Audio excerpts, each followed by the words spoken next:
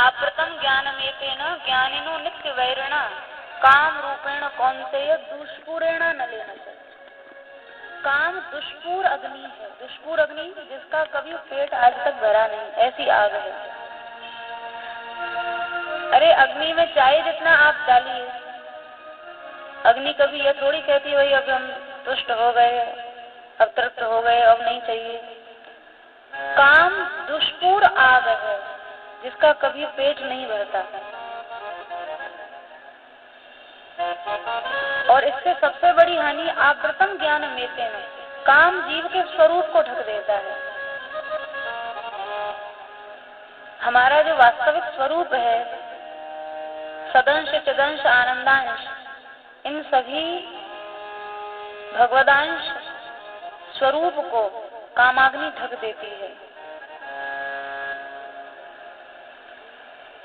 आप्रतम ज्ञान में तेना ज्ञानिनो नित्य वैरिण, ज्ञान का नित्य शत्रु है काम।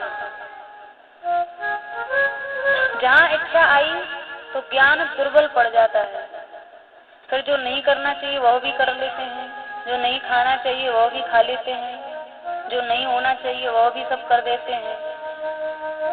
क्योंकि काम की अग्नि हमारे ज्ञान को आवृत कर देती है, ढक देती है। ज्ञान का सबसे बड़ा बैरी है काम, कामना। ज्ञानिनो नित्य वैरिणा, नित्य वैर है ज्ञान का और काम का, नित्य वैर है।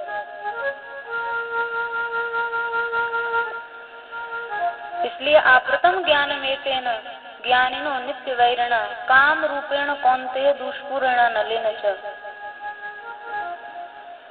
तो इस दुष्पूर आग का क्या करें?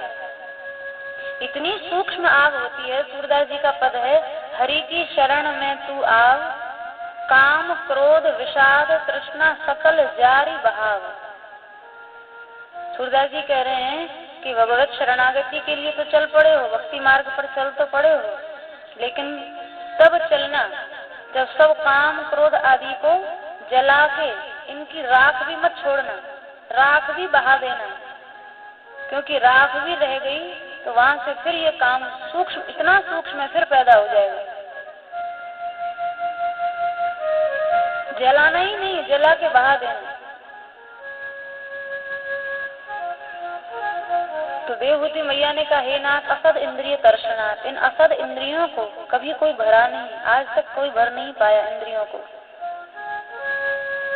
कितने जन्म हम लोगों के इंद्रिय तोषण में निकल गए, कोई आज से थोड़ी इंद्रिय पूर्ति में लग रहे हैं। इससे पहले भी जो जो जन्म, जो जो योनियां ग्रहण करी, वहाँ किया क्या है? कामनाओं को पूर्ण तो करते रहे, इच्छाओं को, वासनाओं को ही तो पूर्ण करते रहे, लेकिन आज तक ये कभी पूर्ण नहीं हो सके। इसलिए आप कृपा करें, ऐसा मुझे कोई उपदेश करें, इन असत पथगामिनी इंद्रियों से आप मुझे बचाएं। बड़ा सुंदर वेद भगवान कहते, आत्मानम रथनम विद्धि शरीरम रथमेव च, बुद्धिम तु सारथिम विद्धि मनः प्रग्रहमेव च। ये शरीर एक रथ है, बड़ा सुंदर रथ भगवान ने दिया है।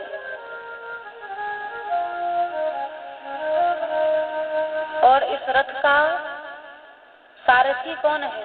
बुद्धि इसकी सारथी है। बेचारा जो जीवात्मा है वो बैठकर सवारी कर रहा है। पर एक बात ध्यान रखें, किसी की गाड़ी का ड्राइवर अगर किसी ऊटपटांग आदमी से मिल जाए, किसी डाकू से मिल जाए, चोर बदमाश से मिल जाए, तो वो चालक चाहे तो मालिक की हत्या करा सकता है। जब बुद्धि रूपी सारथी विषय रूपी डाकुओं से मिल जाता है, तो ये बुद्धि रूपी सारथी इस जीवात्मा को शरीर रूपी रथ सहित विषयों के कुओं में ढकेल देता है। और उस कुएं में होने वाली अनंत काल की, अनंत जन्मों की हानि को जीव समझ नहीं पाता। ये उसका अल्प ज्ञान है, या कहो अज्ञान है। बड़ा सुंदर भाव है। आज तक इन इंद्रियों ने किया क्या? हम लोगों को लूटा ही लूटा है। ये हमारे पूज्य बाबा महाराज का भाव है, बड़ा सुंदर। डाकू है, जीव को निरंतर लूट रही है। प्रहलाद जी ने नृसिंह भगवान से यही तो प्रार्थना की, जिह्वै कतोच्युत विकर्षति मा विकृता शिष्णोन्यतस्त गुदरम श्रवणम कुतश्चित् घ्राणोन्यतश्च फलद क्वच कर्म शक्ति बह्वयः सपत्न्य इव गेह पतिम लुनन्ति। हे नाथ, मेरी दशा ऐसी हो रही है जैसे किसी व्यक्ति की बहुत सी पत्नियां हों, बह्वयः सपत्न्यः, तो बहुत पत्नी वाले व्यक्ति की जैसी दुर्दशा होती है, वैसी दुर्दशा मुझ दुर्बल जीव की हो रही है। क्यों? बोले जिह्वै कतोच्युत, जिह्वा अपनी ओर खींच रही है, नासिका अपनी ओर खींच रही है, कर्मेंद्रियां अपनी ओर खींच रही हैं, विषय प्रधान ज्ञानेंद्रियां अपनी ओर खींच रही हैं। एक जीव कितनी इंद्रियों की पूर्ति करेगा? एक इंद्रिय का पोषण भी संभव नहीं है।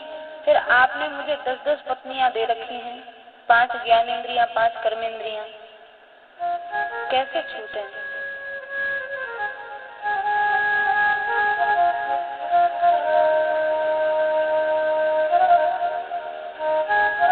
देवहूति मैया बहुत आर्त भाव से कपिल भगवान की शरणागत हुई। आप कृपा करें, इन इंद्रिय रूपी डाकुओं से मुझे बचाएं, मेरी रक्षा करें। कैसे विषय से उपरति हो, कैसे आत्म कल्याण का मार्ग दृढ़ हो, आप कृपा करके बताएं। कपिल भगवान ने कहा, माता जी, योग आध्यात्मिक पुंसाम मतो निश्रेयसाय है। कल्याण का एक ही मार्ग है। कौन सा मार्ग? आध्यात्मिक योग। इसी का नाम भक्ति मार्ग है, इसी का नाम भागवत धर्म है, इसी का नाम आध्यात्मिक योग है। ये ही एकमात्र कल्याण का मार्ग है। तो इस आध्यात्मिक योग में क्या क्या अनिवार्य बातें हैं, आप कृपा करके हमें बताएं। कपिल भगवान ने कहा, माता जी, आध्यात्मिक योग पर, आध्यात्मिक मार्ग पर आरूढ़ होने वाला अत्यंत उपरतर यत्र दुखस्य च सुखस्य च, सुख दुख आदि द्वंद्वों से उपराम हो जाता है। कैसी भी अनुकूलता और कैसी भी प्रतिकूलता उसको उद्विग्न नहीं कर पाती है, जो आध्यात्मिक योग पर चढ़ गया है। कितने भक्त हुए? अरे हमारे तुम्हारे जीवन में तो वैसी प्रतिकूलताएं भी नहीं है जैसी भक्तों के जीवन में आई। जयदेव जी महाराज का चरित्र पढ़ के देखिए, दोनों हाथ पांव काट दिए, जलहीन कुएं में पटक दिया और वहां भी निरंतर नाम। यहाँ तो शरीर में थोड़ी सी कोई अस्वस्थता हो जाए तो और कुछ छूटे ना छूटे, जो 10-20 मिनट का वजन बनता होगा वह सबसे पहले छूटेगा। भीष्म पितामह को देखें तो रोम रोम में बाण घुसे हुए हैं। उस शरशैया पर पड़ने के बाद भी एक क्षण भी भगवत स्मृति जा नहीं रही है। श्री मीराबाई जी के जीवन में मीराबाई ने पद में कहा, राणा जी तेने जहर दियो मैंने जानी, पर जैसे कंचन दहत अग्नि में निकसत 12 बानी। तो जहर दिया तो मीरा ने क्या भक्ति छोड़ दी, व्याकुल हो गई, व्यथित हो गई? नहीं, मीरा जी कह रही हैं, भाई सच्चे सोने की पहचान तो आग में उतरने के बाद ही होती है। सोना खरा हो तो आग में जलने के बाद जलता नहीं, बल्कि उसकी शोभा निखर जाती है।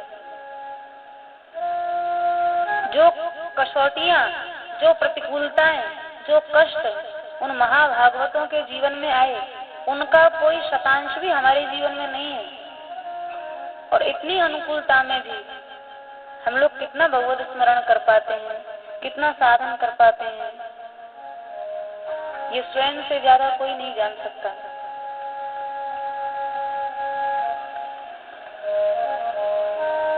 आध्यात्मिक योग यानी अत्यंत उपरतर यत्र दुखस्य च सुखस्य च, सुख दुख से उपरति हो गई।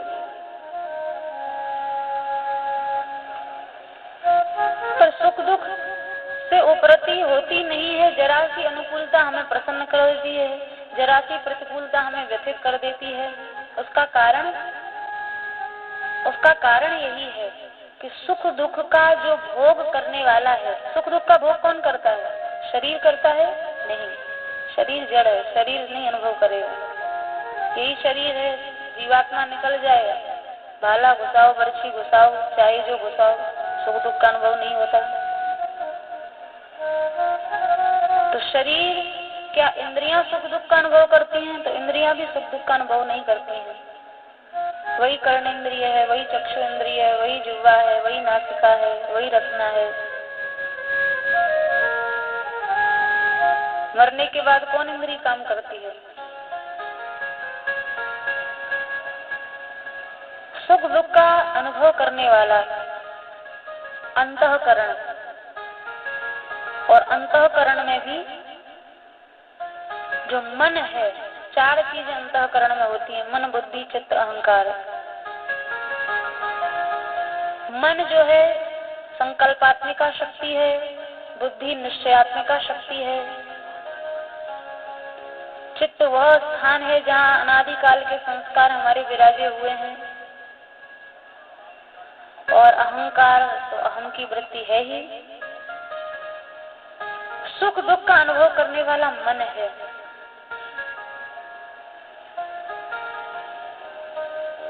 इसलिए भगवान ने गीता जी में जब कहा तो यह नहीं कहा कि तुम शरीर मुझे अर्पित करो या शरीर संबंधित क्रियाएं मुझे अर्पित करो। मयि एव मन आधत्स्व मयि बुद्धिम निवेश। मन और बुद्धि का मुझ में समर्पण कर दो, फिर शरीर इंद्रिय अलग से करना नहीं पड़ेगा, वो तो स्वतः हो जाएगा। मन का समर्पण जहाँ है, शरीर भी तो उसी के लिए कार्य करता है। मन संसार में तो दिन भर शरीर वहीं समर्पित रहता है। दिन भर कमाओ, व्यापार करो, बैलों की तरह जुटे रहो। क्यों? क्योंकि संसार में मन समर्पित है। यही मन बुद्धि भगवान को समर्पित हो जाएगा तो शरीर और इंद्रियों से होने वाला प्रत्येक कार्य ठाकुर जी को स्वतः समर्पित होगा। मन बुद्धि भगवान में रहेगा तो शरीर और इंद्रिय संसार के लिए थोड़ी काम करेंगे, भगवान के लिए ही करेंगे। तो मन बुद्धि के समर्पण के बाद शरीर इंद्रिय के समर्पण की अलग से आवश्यकता नहीं रह जाती। पर मन का समर्पण हम श्री भगवान को नहीं कर पाते।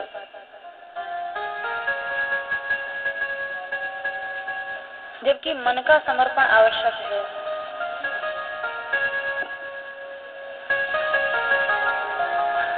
मीराबाई जी ने कहा, कैसा समर्पण मन का भगवान में हो। परमानंदास जी का पद है, माई री मेरो माधव सो मन मान्यो, अब क्यों भिन्न होए मेरी सजनी, दूध मिलो जैसे पान्यो। जैसे दूध में पानी मिल जाए तो फिर पानी की अपनी कोई सत्ता नहीं रह जाती है। मन ऐसा भगवान में रच पच जाए कि अपना अस्तित्व, अपनी सत्ता रह ना जाए, केवल भगवत सत्ता, केवल भगवान का अस्तित्व, केवल वही रहे। मन इस तरह से लगना चाहिए। अभी तो 2 घंटा बैठे हैं, थोड़ी देर बैठे हैं, उसके बाद भी कौन कहाँ आया कौन गया, चारों ओर मन भागता है। और मीरा जी ने कहा यह भागेगा। अनादिकाल का जो अभ्यास है वो एक दिन में नहीं छूटेगा। अनादिकाल से भाग रहा है तो अभी भी भागेगा।